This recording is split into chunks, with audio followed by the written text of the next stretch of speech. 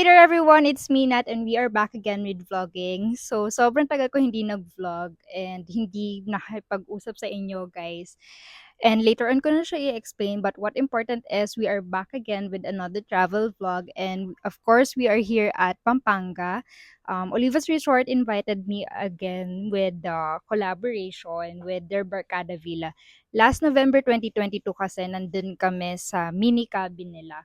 So, ngayon, itong newest villa nila, which is Barkada Villa na can accommodate up to 12 packs. So, later on, i-villa tour ko sila and then ipuput ko yung mga captions doon. So, ayun. Since then kasi, I am part of their collaborator na.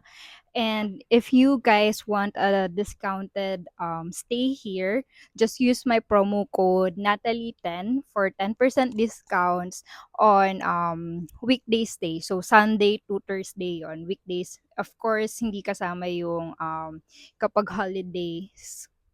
So ayan. Hindi pa ako nakakapag-freshen up and grabe sobrang ganda ng Barkada Villa guys. As in sobrang relaxing siya pag nakita nyo.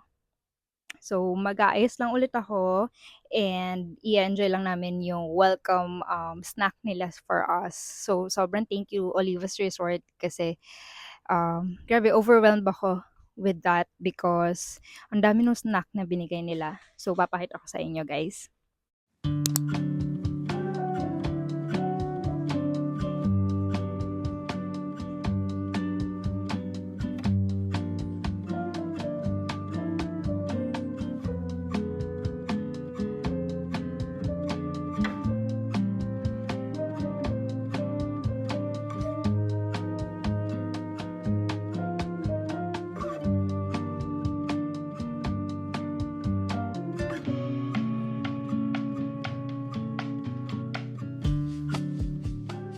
So, before ako mag-ayos and freshen up, papakita ko sa inyo yung mga recent na ginagamit ko on my face, particularly yung mga makeup.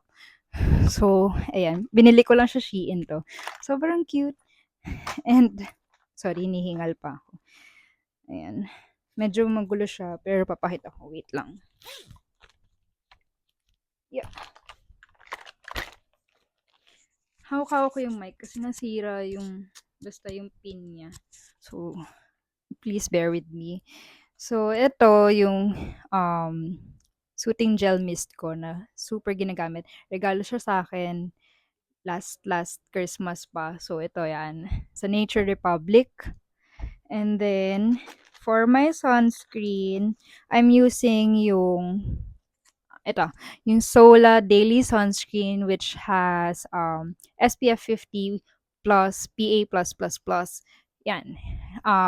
This was promoted by Ray Hermar as well.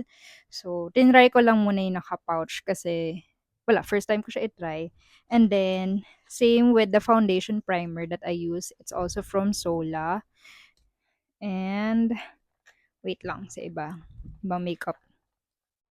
Dito pa kasi siya sobrang gulo.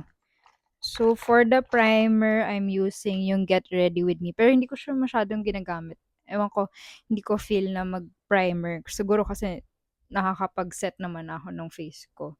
So, yan. And then, after that, ito yung concealer. Hi, Coco! By the way, guys, pet-friendly talaga dito sa Olivas Resort. So, yeah. Eto, nakakatawa yung concealer na gamit ko is also with Get Ready With Me. Ayan, basta, 'di ba? Halata naman gamit na gamit siya and nasira na nga yung pinaka-cover niya. So, bibili na ako soon. And right now, ginagamit kong Blur Matte Powder is from Deluxe Organics. So, wala naman siyang pinagkaiba dun sa Dr. Sensitive. Binili ko lang siya kasi ang cute ng color. Alam niyo naman, favorite ko yung ganyang color. And then, for my mascara, I'm using the BLK, yung sobrang hindi mo na kailangan ng curler. Tamad kasi ako magdala din ng gano'n. Gamit na gamit din yan. And also, for my brows, kung kilala niyo ako, wala talaga akong kilay and hindi ako marunong magkilay. So, sobrang useful no sa Absidy na brow gel or brow gel. Ayan. Yan. Medyo ayoko lang sa kanya kasi wala siyang white cast kapag in-apply mo. Pero kapag yung medyo napawisan ka na and all, parang nagbi-build up din siya. And also kapag ni-remove mo siya. So, yun. And then, for my eyeshadow, gamit ko is yung Chuchu. So, this one, ito pa yung pinaka-first na release nila na eyeshadow. So, ayan. Meron na silang bago, hindi ko pa nabibili yon. So, meron din siyang blush on sa ilalim, pero hindi ko ginagamit.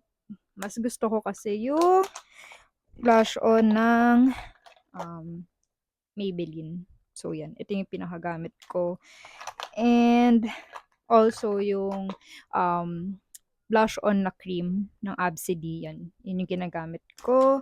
And then, for the lippies, meron akong several here. Puro local brands lang to. Kasi, wala. It's affordable and good for my skin kahit na sobrang mapili yung skin ko. So, ito yung ginagamit ko. So, ito yung mga lippies ko. Dalawa from BLK. Then, madalas kong gamitin ngayon is tong sa Bare and Breeze. Ayan. Tapos, ang bango niya. And then, sa Happy Skin na, yan. Ang bango din nun sa Happy Skin. Kaso nalulungkot kasi, ang bilis niya maubos. So, yun. Ang mahal din niya. Also, this one, ang cute ng lippy from Chuchu is a lip pods. Ayan. Medyo mahirap lang siyang buksan. Ayan. Tada! Ang cute diba? Ayan. Lately kasi ayoko nung medyo pink or bright na lippy. Mas gusto ko yung nude or natural looking lang. And then, meron ako dito sa makeup na binigay ng tita ko, which is from Sephora. Tapos, this one. And then, blush on from Chanel. Lippy from Hermes. Sobrang thank you, tita. So, yun lang naman yung kadalasan na ginagamit kong makeup. Basta pinakamahalaga is yung may mist ako, may sunscreen. Ayun, kasi there are days talaga na I do not wear makeup at all.